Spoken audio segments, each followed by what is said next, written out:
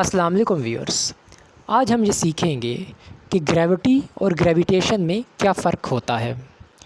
Viewers, ज़मीन और ज़मीन के ऊपर जो चीज़ें हैं इनके दरमियान में जो फ़ोर्स ऑफ अट्रैक्शन होती है इसको ग्रेविटी कहते हैं।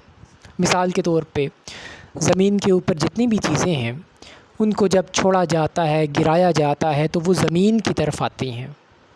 इसका मतलब है कि इनके दरमियान में फ़ोर्स ऑफ अट्रैक्शन है जिसको ग्रेविटी कहते हैं।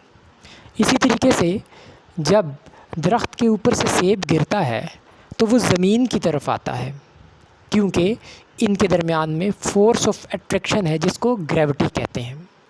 व्यूअर्स, अब ग्रेविटेशन क्या है? ग्रेविटेशन व्यूअर्स, ज़मीन के ऊपर जो चीज़ें हैं उन चीज़ों के दरमियान में जो फ़ोर्स ऑफ अट्रैक्शन होती है उसको ग्रेविटेशन कहते हैं। मिसाल के तौर पे ज़मीन के ऊपर एक चेयर मौजूद है और एक टेबल मौजूद है, ठीक है। अब चेयर और टेबल के दरमियान में जो फ़ोर्स होगी, जो फ़ोर्स ऑफ अट्रैक्शन होगी, ठीक है, उसको ग्रेविटेशन कहेंगे। ग्रेविटी में हम ज़मीन को शामिल करते हैं, ठीक है। ग्रेविटेशन में ज़मीन के ऊपर दो चीज़ों के दरमियान में फ़ोर्स देखी जाती है, ठीक है। अब चेयर और ज़मीन के दरमियान में जो फ़ोर्स है ना, इसको ग्रेविटी कहेंगे।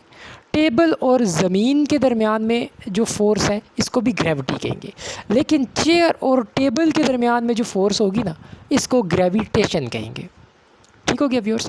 और चेयर और टेबल की जगह और भी कोई ऑब्जेक्ट हो सकता है। उम्मीद है ये कंसेप्ट आपको समझ आ गया होगा। थैंक्स।